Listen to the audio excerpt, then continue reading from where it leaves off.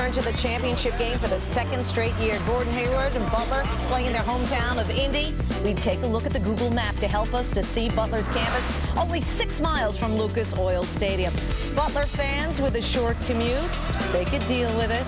First half to the game, Butler down 7. Gordon Hayward, 19 points, 9 rebounds. Bulldogs within 5. Under a minute left in the half, Bulldogs down 3. Sheldon Mack for 3. Hayward and Mack combined for 25 points. No one else on Butler with a field goal in that first half. We're tied at 28 at the break. Let's go to the second half. Spartans down 4. Corey Lucius. With the alley-oop to Darrell Summers, who was held to just 14 points. Lucius had just 12. Just over 12 minutes left. Butler up 5. Ball gets loose. Willie Beasley with a steal and goes flying in for the dunk. Butler up 7. Take a look at the score and time. Butler with 44 points with over 12 minutes left. Butler would play almost the whole second half without one of their best scorers, Sheldon Mack, because of dehydration. Beasley misses an open 3. 9 straight missed field goals. Next Butler possession, Zach Hahn.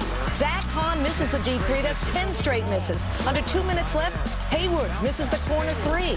But the Bulldogs grab the board and get it back to Hayward, who will hit the leaner. Butler's first field goal in 10 minutes and 42 seconds after 11 straight misses. But they still lead by 4. MSU down 1, 15 seconds left. Draymond Green muscles into the paint, but Hayward is all over him, and Green will miss this shot. Green was held to just 12 points. Ronald Norwood grabs the rebound, and he gets fouled. What a defensive game for Norwood. After 2 free throws by him, 3-point game, Raymond Morgan gets stripped. He gets it back, pass to Lucius, and Sean Van Zandt fouls him with 2 seconds left. After Lucius made the first free throw, Kalen Lucas and MSU needing an offensive rebound on the second free throw. And Lucius misses it. Hayward is there for the rebound. And the people watching at Hinkle Fieldhouse, Butler's home court, where the film Hoosiers was filmed, go crazy. Butler wins by 2. They advance to their first NCAA championship game. This is for real, folks. No movie here. It was time to play.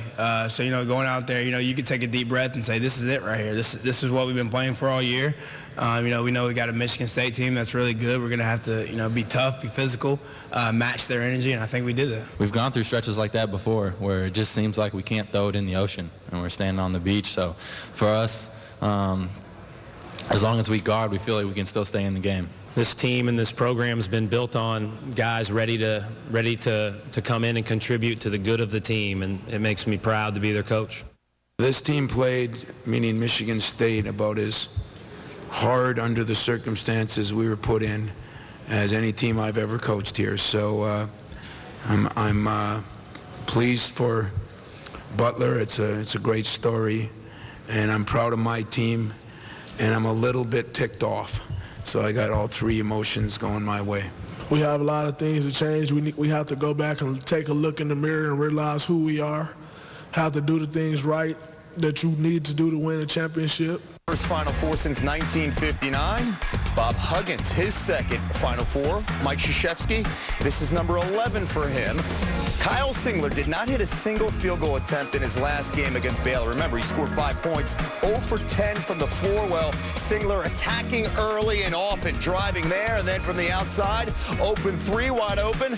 Why not? He was dead on. Tough step-back jumper here. Singler, 14 points in the first 20 minutes. Duke up by 7. Later in the first, Nolan Smith, the miss. Second chance points, the difference here. How about Brian Zubak back to Smith? He drops the 3. Duke out-rebounded West Virginia 14-6 in the first half. Then Singler guarding Deshaun Butler. How about the defense on the perimeter? Great job getting a hand in Butler's face, forcing the miss. Butler held to just 2 points in the first half. As for Smith, well, Duke made 13 threes, tying a Final Four record with UNLV back in 1987. They were up by 8 at the break. And then off the turnover here, more from Smith. He would miss, but 1 is not enough. How about 2? Kyle Singler and Miles Plumlee coming in to clean it up, and Plumlee with the bucket.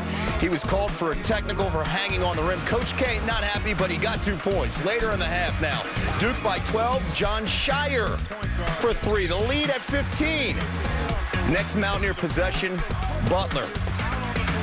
So crucial to this team, and he goes down hard after the play in pain. You'll see that Butler's left knee buckles as he drives in, and A revealing moment here in the tournament. Watch Bob Huggins come over to talk to Butler for several seconds because his star is in pain. You see why players are so loyal to Huggins. Butler helped off the court by teammates eventually. He did not return.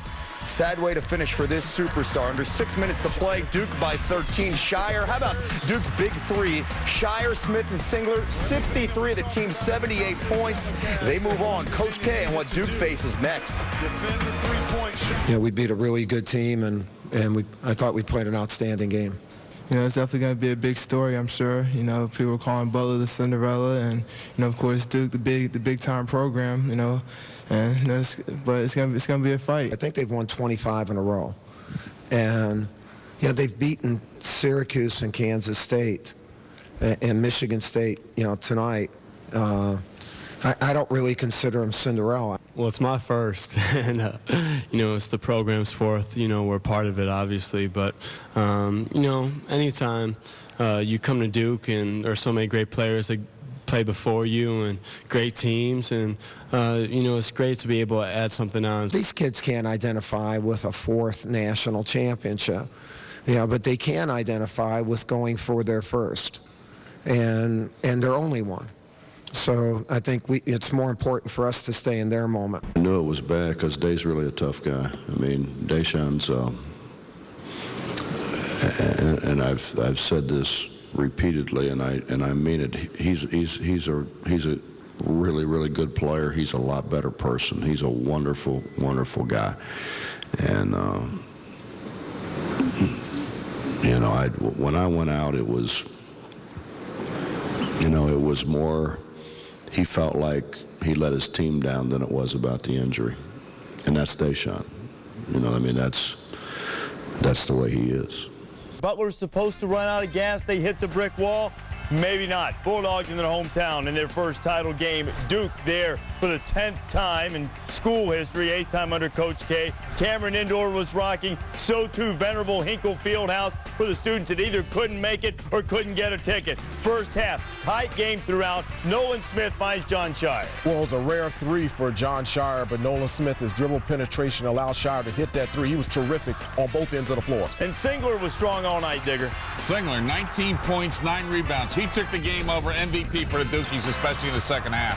Second half late, inside 2 minutes to go. Matt Howard, that snapped a field goal drought of better than 7.5 minutes.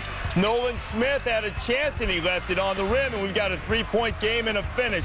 And Howard, who had been silent for much of the night, 2 of his 3 field goals in crunch time. It's a 1-point game. Seconds to go. Duke, great look for Singler, left it way short, off of Zubek's foot, and now we have a chance for a Hoosiers sequel. Butler has the ball, a chance for the lead. We're going to run the old picket fence at them, boys, and don't get caught watching the paint dry. Get it to Jimmy Chitwood or Bobby Pluff or Gordon Hayward for the lead. Almost made it, couldn't. Zubek made the first free throw, missed the second intentionally. There's a lot of time. There's plenty of time. Gordon Hayward for the national championship. Oh, so close to perhaps the greatest finish in tournament history if he makes that go down. Watch how close Butler was to a national championship as they watched in the Bulldogs' hometown of Indianapolis and Hinkle. Heartbreak in Cameron, the exact opposite. Jubilation as Duke national champions once again. The 4th time under Coach K. Plenty of tears, and understandably so, for a team that played valiantly, and plenty of hugs for the Blue Devils, who fought through and won a national championship 61-59. Singler, the most outstanding player in the tournament. 19 points and 9 rebounds. Most outstanding player of the Final Four in what was one of the greatest games in recent memory, so says Coach K. I've been fortunate to be in 8 national championship games, and this was a classic. This was the toughest and the best one. It was the toughest game we played all year, and you know, I can't imagine what those guys are feeling like. They gave everything they had just like we did. And so, you know, it's hard that one of these teams had to feel that way, you know. So, you know, I'm sure it's tough in that locker room. To leave champions, you know, to have our last game leaving a national championship. I mean, it's tough to put words into. We maxed out our season. I think we won because of these guys, and as good as the Butler story is and was and will be, their story is pretty good too. Story of this game was excellent. Neither team had a lead larger than 6 points. 15 lead changes, 7 ties. First game decided by 2 points or fewer since Michigan's Seton Hall in 1989. Game of inches, and certainly Brad Stevens knows how close his team was to a tie. I'm proud of our guys. We just came up 1 possession short in a game with about 145 possessions. It's hard to stomach when you're on the wrong end of that, but like I told them in there, when you coach these guys with their effort, their focus, their determination, you're at peace with whatever result happens on the scoreboard. Felt good. Looked good. Just wasn't there. Played good defense. They did a nice job, man. Just didn't go in. Butler University's been on a stage that, it's hard to put into words. But more importantly, for the 15 guys in that locker room, because it's the last time they'll play together, but because of what they experienced, they'll have each other for a long, long time. They pushed Duke to the limit, but Mike Krzyzewski's team comes out on top. And with the win, Coach K now ties Adolph Rupp for second all-time, 4 national championships. Only John Wooden has more with 10. And Coach K is now 34 wins behind his mentor, Bob Knight, for the top spot on the all-time list.